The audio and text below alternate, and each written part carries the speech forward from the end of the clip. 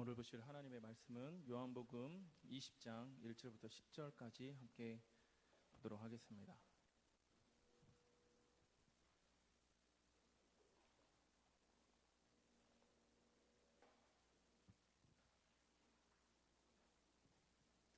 요한복음 20장 1절에서 10절까지 한 절씩 교독하겠습니다. 1절부터 제가 한 절씩 기도하겠습니다.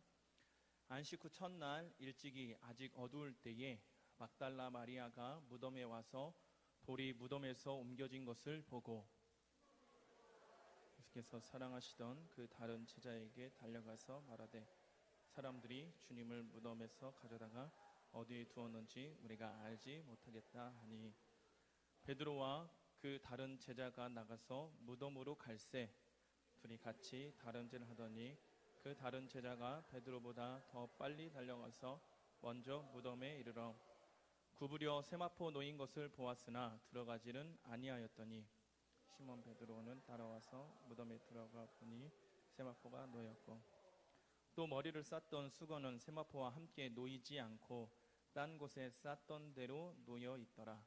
그때야 무덤에 먼저 갔던 그 다른 제자도 들어가 보고 믿더라. 그들은 성경에 그가 죽은 자 가운데서 다시 살아나야 하리라 하신 말씀을 아직 알지 못하더라. 이에 두 제자가 자기들의 집으로 돌아가니라. 아멘. 할렐루야. 할렐루야. 아멘. 우리 옆에 분들하고 한번 인사하겠습니다. 예수님 부활하셨습니다. 네. 네, 예수님 부활하셨습니다.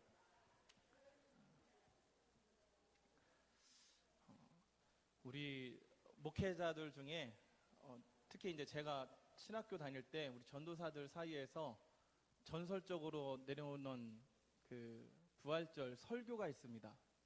어떤 한 목사님이 새벽 예배 설교 강단에 오르셔가지고 아무 말씀이 없으시는 거예요. 아무 말씀이 없으셔서 한 10분 후에 성도님들이 이렇게 봤더니 목사님이 눈물을 한 방울씩 흘리시기 시작했습니다. 그래서 또 10분 뒤에 목사님이 딱 한 말씀을 하시고 축도를 하시고 내려오셨답니다. 그 한마디가 무엇이냐면 예수님 부활하셨습니다. 할렐루야. 예수님 부활하셨습니다. 믿으십니까? 아멘. 이 말씀이 우리의 소망이고 또한 우리 또한 함께 부활의 몸을 입을 줄 믿습니다. 할렐루야. 이제 축도할까요? 오늘 새벽 예배 설교를 제가 했습니다. 참 이게 굉장히 의미가 있었어요. 전국에서 각 교회들이 체육관마다 연합으로 부활절 새벽 예배를 드리는 가운데에 그 시간에 또 이 대전 평안교회에서 제가 새벽 예배 설교를 할 수 있다는 게 참 감사했습니다. 예수님 부활했습니다. 이쪽에서 막 아멘 하고 부활은 생명입니다. 아멘 하는 생각을 했습니다. 그런 마음과 그런 각오로 설교를 했습니다. 5만 명이 모였습니다. 5만 명이 모여서 함께 드린 그 새벽 예배가 참 의미가 있었는데요. 우리가 한 해 동안 작년 한 해 동안 2016년도 한 해 동안 통계청의 조사에 의하면 몇 명 정도가 사망했는지 아십니까? 통계청 자료에 의하면 28만 1000명이 사망을 했습니다. 한 해 동안 28만 1000명, 그러니까 하루 평균 사망자가 768명입니다. 네, 지금 이 순간에도 누군가는 우리나라에서 어디선가 죽어가고 있어요. 결코 적지 않죠. 제가 이 자리에 함께한 여러분들보다 더 오래 산다고 자부할 수 없습니다. 그렇죠? 제가 청소년부한테 물어봤어요. 청소년부한테 물어봤습니다. 야, 목사님이 너보다 오래 사냐? 아니면 일찍 죽을 것 같냐? 물어봤습니다. 그랬더니 우리 청소년부가 하는 얘기가 생물학적으로 이야기할 때에 자연사로 말할 것 같으면 당연히 목사님께서 먼저 죽는 게 맞습니다. 그러나 누가 먼저 죽을지는 아무도 모릅니다. 그것이 정답인 것 같아요. 믿음의 성도들에게 있어서 죽음은 죽음으로 끝이 아닙니다. 또한 죽음은 우리의 사명이 하나님 보시기에 다 했을 때 하나님께서 부르시는 것이죠. 믿으십니까? 아멘. 성경에서 중요한 말씀들이 있습니다. 창조, 타락, 구원, 회복, 사랑. 이 많은 말씀 가운데에 꼭 빠지지 않고 우리가 믿어야 할, 그리고 또한 마음속에 주님 오시는 그날까지 지켜야 될 그러한 말씀이 부활입니다. 할렐루야. 주님 오시는 그날까지 이 부활의 신앙을 끝까지 붙들고 항상 주 안에서 승리하는 복된 자녀들 되시길 주님의 이름으로 축복합니다. 아멘. 우리가 읽은 본문 요한복음 20장 1절부터 10절 말씀은 예수님께서 부활하셨을 그 당시에 무덤에 대한 그 상황을 잘 설명해 주고 있습니다. 안식 후 첫날 예수님의 무덤을 한 여인이 찾아옵니다. 그녀는 막달라 마리아였어요. 막달라 마리아가 무덤에 도착했을 당시에 무덤의 상황은 무덤 입구를 막아놨던 돌이 옮겨져 있는 상태였습니다. 사실 공간복음서에 예수님께서 대제사장들과 서기관들에게 고난을 당하시고 십자가에 죽으시고 3일 만에 부활하실 것을 3번에 걸쳐서 제자들에게 이야기를 하셨습니다. 그런데 마태복음 17장 23절에 보니까 이 얘기를 들은 제자들이 매우 근심하였다라고 말씀하고 있어요. 예수님께서 십자가의 죽음을 말씀하시고 부활을 이야기하는데 제자들은 그 말씀을 듣고 매우 근심하였다 말하고 있습니다. 또한 예수님의 죽으심과 부활을 제자들만 들은 것이 아니라 종교 지도자들도 알고 있었습니다. 우리 마태복음 27장 62절에서 64절 한번 같이 읽어보겠습니다. 62절에서 64절입니다. 시작.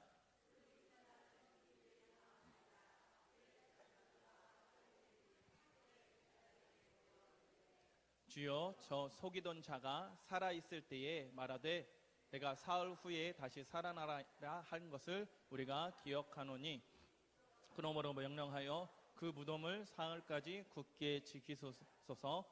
그의 제자들이 와서 시체를 도둑질하여 가고 백성에게 말하되 그가 죽은 자 가운데서 살아났다 하면 후에 속임이 전보다 더 클까 하나이다 하니. 아멘. 예수님이 십자가에 못 박혀 돌아가시고 무덤의 장사를 마무리하고 난 다음에도 유대 종교 지도자들은 그 예수님의 무덤을 향한 관심을 그치지 않습니다. 예수님이 살아계셨을 때에 3일 만에 부활한다 말했으니까 빌라도에게 찾아가서 군병들을 통하여서 그 무덤을 지키게 했던 겁니다. 그러니까 무덤 주변에는 로마 군병이 삼엄한 경비를 서고 있는 상황이었죠. 천사가 무덤에 나타나고 또한 지진이 일어나고 천사가 그 큰 돌을 옮겨 놓은 이후에 이 막달라 마리아가 무덤에 도착을 합니다. 그런데 예수님의 시체가 보이지 않는 겁니다. 깜짝 놀란 막달라 마리아는 제자들을 찾아갑니다. 제자들을 찾아가서 시체가 어디에 있는지, 돌이 어떻게 됐는지 이 상황을 이야기하고 나니까 제자 2명이 무덤을 향해서 달려가기 시작합니다. 베드로와 또한 요한복음에서만 독특하게 등장하는 제자가 한 명이 있는데 그 제자가 바로 예수님께서 사랑하시는 제자입니다. 이 제자는 요한복음에서만 등장을 하는데 최후의 만찬 때 주님의 품을 의지하여서 베드로의 질문에 예수님께 질문했던 제자, 또 예수님의 십자가의 죽음 앞에 끝까지 그 십자가를 지킨 제자, 오늘 본문에서 예수님의 무덤을 향해서 베드로와 함께 달려갔던 제자, 21장에 부활하신 예수님이 고기 잡으러 갔던 제자들을 다시 찾으러 왔을 때 예수님을 가장 먼저 발견한 제자로 요한복음은 기록하고 있습니다. 오늘 말씀을 통해서, 오늘 설교를 통해서 이 제자와 베드로와의 그러한 비교라든지 이런 내용은 다음 기회에 넘기도록 하고요. 오늘은 부활 현장을 통하여서 이 두 제자가 뛰어갔던 그 상황과 무덤의 상황, 그리고 또한 부활장으로 불러지는 고린도전서 15장을 통하여서 이 시간 함께 부활에 대한 의미를 한번 되새겨보는 귀한 시간을 갖기를 원합니다. 요한복음 20장 4절에서 7절 말씀을 보면 이 두 제자가 예수님의 무덤을 향하여 달려가고 그 상황, 무덤 안에서 펼쳐졌던 일들을 상세하게 기록하고 있습니다. 우리 4절에서 7절 같이 읽어볼까요? 시작. 둘이 같이 다름질 하더니 그 다른 제자가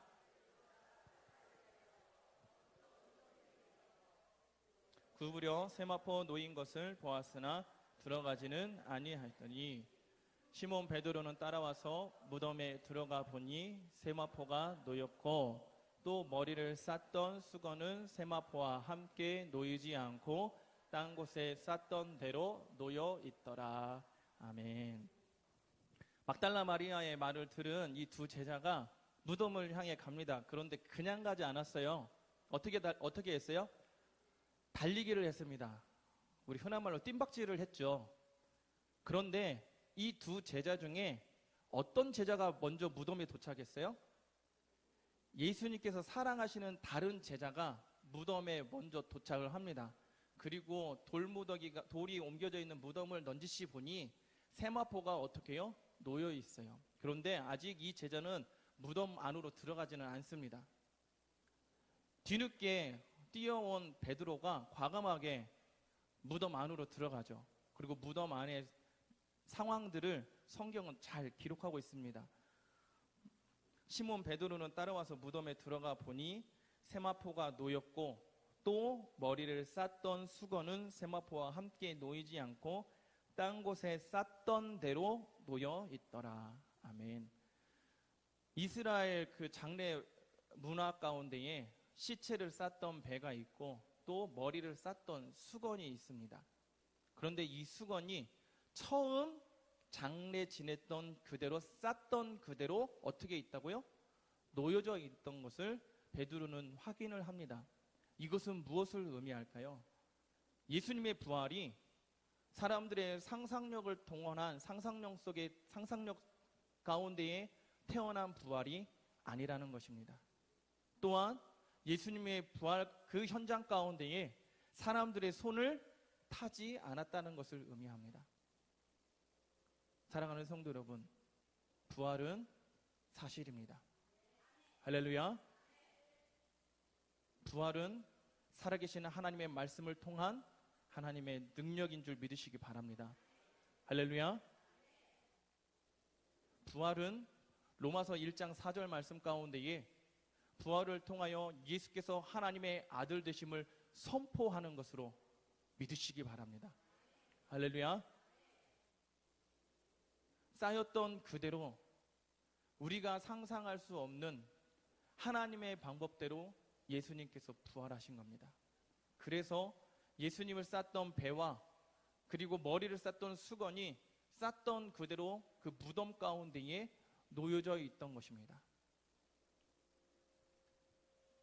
이 부활의 현장 가운데에 그 현장을 목격한 제자들처럼 우리 대전평안교회 모든 성도님들 모든 삶 가운데에 부활의 증거와 부활의 능력에 함께하는 복된 믿음의 자녀들 삶이 되시길 주님으로 축복합니다. 할렐루야. 부활이 무엇일까요? 부활은 무슨 말일까요? 우리 청소년들한테 물어보면 그냥 죽은 사람이 다시 살아나는 것, 죽었다가 살아나는 것, 되게 간편하게 이야기합니다. 생각을 안 해요. 그러나 우리가 생각하고 있는 죽었다가 살아나는 것과는 예수님의 부활은 좀 더 다릅니다. 성경을 보면 죽었다가 살아난 사람들의 이야기를 많이 전하고 있습니다. 사렙다 과부의 아들이 죽었다가 살았습니다. 그리고 수넴 여인의 아들이 죽었다가 살아나죠. 야이로의 딸도, 과부의 아들도, 나사로도, 그리고 유두고도 죽었다가 살아납니다. 그런데 우리는 이들이 살아난 것을 부활이라고 하지는 않습니다. 그렇죠? 이들이 죽었다 살아난 것과 예수님의 부활은 무엇이 다를까요? 앞서 나열한 사람들도 자연적인 현상으로 노화를 통해서 모두가 다 죽음이란 문턱을 다시 넘지 못했습니다. 지금까지 살아있는 사람이 없어요. 부활장이라고 일컬어지는 고린도전서 15장 20절을 보면 그리스도께서 잠자는 자들의 첫 열매가 되셨도다 말씀하고 있습니다. 그러니까 부활의 모델이, 부활의 첫 열매가 누구라는 것입니까? 예수님이라는 거죠. 이 예수님의 부활은 무슨 부활일까요? 죽음이 더 이상 없는 부활입니다. 믿으십니까? 죽음도 없고 아픔도 없고 어두움도 없고 영원한 삶을 통하여 하나님께 나아가 하나님께 경배하며 하나님께 찬양하며 영광 돌리는 영원한 삶, 그 삶으로의 부활을 의미하는 겁니다. 할렐루야. 부활하신 주님께서 영혼을 갖고 계셨나요? 갖고 계셨습니다. 부활하신 예수님께서 육체를 가지고 계셨나요? 가지고 계셨습니다. 제자들과 함께 음식을 나누어 먹었고, 그리고 손과 발에 못자국을 가지고 계셨습니다. 그러나 이 영육간의 모든 부활의 그 결정이 영원한 삶으로 나타나는 부활이었습니다. 요한복음 5장 29절에 마지막 때에 선한 일을 행한 자녀들은 생명의 부활로, 악한 일을 행한 사람들은 심판의 부활로 부활해요. 영원한 삶을 갖게 되는 것입니다. 할렐루야. 우리 대전평안교회 모든 믿음의 성도들, 하나님의 백성들이 영원한 생명의 부활의 몸을 입는 줄 믿습니다. 할렐루야. 썩지도 않고 변하지도 않고 영원한 삶 가운데 우리는 죽음이 끝이 아니라 영원한 삶으로의 시작입니다. 출발입니다. 그 부활의 예수님을 믿는 성도들이 그 영원한 삶 가운데의 부활을 갖게 됩니다. 부활을 소유하십시오. 부활을 소망하십시오. 부활을 확신하십시오. 할렐루야. 또한 우리 그리스도께서 부활하심으로 믿음의 성도들이 마지막 안에서 죽음을, 사망을 이길, 승리하는 복된 자녀들이 됩니다. 믿으십니까? 할렐루야. 우리 고린도전서 15장 55절에서 57절 같이 한번 읽어보겠습니다. 고린도전서 15장 55절에서 57절입니다. 시작. 사망아 너의 승리가 어디 있느냐? 사망아 내가 쏘는 것이 어디 있느냐? 사망이 쏘는 것은 죄요 죄의 권능은 율법이라. 우리 주 예수 그리스도로 말미암아 우리에게 승리를 주시는 하나님께 감사하노니. 아멘. 할렐루야. 사망이 무엇을 쏩니까? 우리 55절에 사망이 죄를 쏩니다. 그리고 또한 죄의 권능이 무엇이라 말하죠? 율법이라 말하고 있습니다. 율법의 기능이 뭘까요? 우리에게 율법이 주어진 이유가 뭘까요? 그것은 우리가 죄인됨을 고백하게 하는 것입니다. 법이 있기 전에는 그게 죄인지 아닌지를 몰라요. 한 가지 예를 들어볼까요? 제가 초등학교 다닐 때만 하더라도 쓰레기 분리수거라는 제도가 없었습니다. 그렇죠? 없었어요. 생긴 지 얼마 안 됐어요. 몇 년 안 됐습니다. 그렇게 오래된 법이 아니에요. 저 어렸을 때만 하더라도 그냥 집에서 나온 쓰레기들은 어떻게 했습니까? 그냥 봉투에다 넣어가지고 동네 적당한 곳에다가 던져놓으면 분리수거 하시는 환경미화원 아저씨가 알아서 가져갔습니다. 여름철이면 심지어는 아파트마다 베란다 한쪽 구석에 어떤 장치가 있냐면 요만한 문이 있습니다. 그리고 집에서 나오는 쓰레기를 어떻게 해요? 그냥 열고 던지면 툭 떨어지면 이것이 쌓이게 되면 일주일에 한 번이든 두 번이든 정리하시는 분이 오셔가지고 그걸 다 일일이 꺼내가지고 몇 층 사람들은 콩나물 먹었네 어쨌네 하면서 쌓아갑니다. 그렇죠? 근데 그게 잘못된 건지 범죄인지 이것이 법을 어기는 건지 그때 당시에 성도님들 인식이 있었어요? 없었죠. 그냥 버렸어요. 그렇게 하면 되는 거였습니다. 그런데 쓰레기 종량제라는 법이 생겼습니다. 그 법이 생겨나고 난 뒤에 이제는 종량제 봉투를 사야 되고 음식물을 분리해서 버려야 되고 재활용 쓰레기를 분리해서 버려야 됩니다. 자, 지금은 예전처럼 쓰레기를 버리면 이것이 잘못됐는지 잘못 안 됐는지 우리는 판단할 수 있죠. 율법이 이러한 기능을 가지고 있습니다. 그러나 이 율법 아래에 있는 모든 사람은 죄인일 수밖에 없는 거죠. 왜냐하면 우리는 부족하고 연약하기에 율법을 완벽하게 지킬 수가 없기 때문입니다.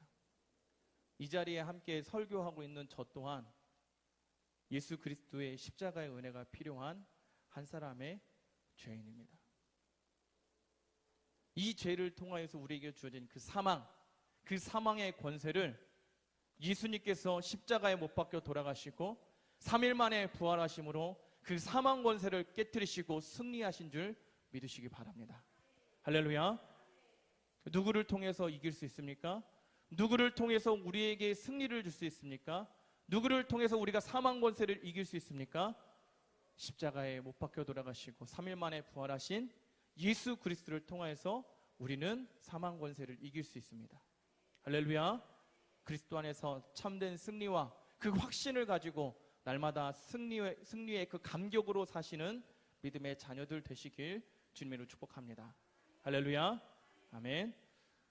오늘 예수님의 부활은 상상력의 동원이라고 했습니까? 아닙니다. 살아계신 하나님의 말씀 가운데 사실이고 또한 우리는 그 예수 그리스도의 부활을 통해서 사망 권세를 이길 수 있습니다.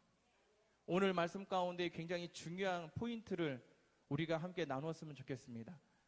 우리 같이 말씀 한번 읽어볼까요? 요한복음 20장 8절입니다. 8절.